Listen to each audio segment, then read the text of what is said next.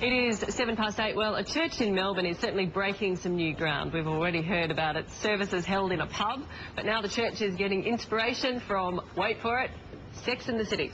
Anglican minister Guy Mason wants to talk about sex from a biblical perspective. So just what will be discussed. Guy joins us now. Good morning to you. Now, just remind us how it came about you had church in a pub. Yeah, that's right. About a year ago, last week, we launched this new church in the Docklands right here at James Squire Brewhouse.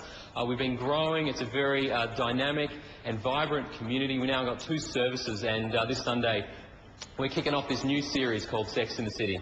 Well, this is really church of the future. Now, tell us all about Sex in the City. First of all, why you want to talk sex and the church?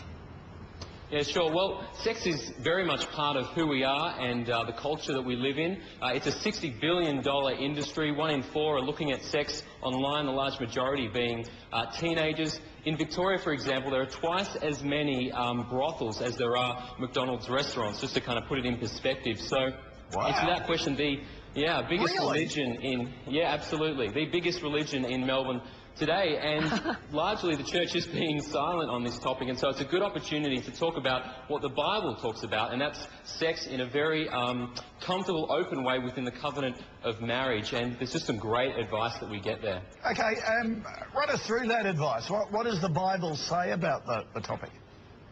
You know, it's interesting. A lot of people who I chat to have the view that God and the church is anti-sex, yet right from the very beginning we see God is pro-sex. He creates a man, he creates a woman in the garden, they're naked, they come together, they're one, and they enjoy their bodies with great freedom in the covenant of marriage. And then in the Song of Songs we see a more intimate look of a man and a woman who come together, and they have a very active and adventurous sex life, which includes affirming words, seeing and savouring the body, perfume wine. I mean, it's just a great celebration.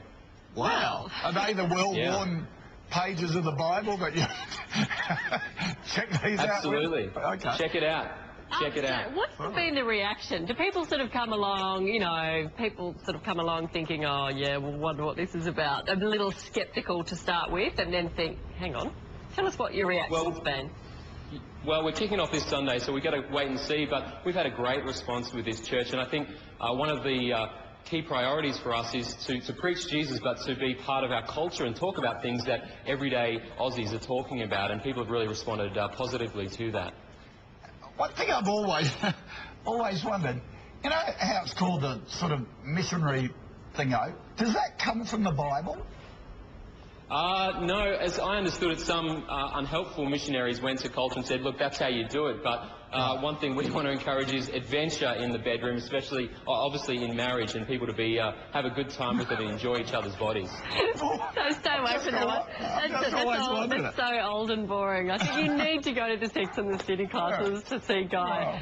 Thanks for clearing some of it up, Guy, and good luck. Let us know how the services go. Yeah, it's going to be a lot of fun. I'm sure it will be. Certainly got to spice up Wednesdays now. It's going to be a beauty.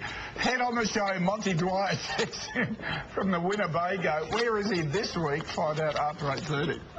After the break, though, the new research on how divorce affects kids is the news better than expected. Sunrise in Focus is next.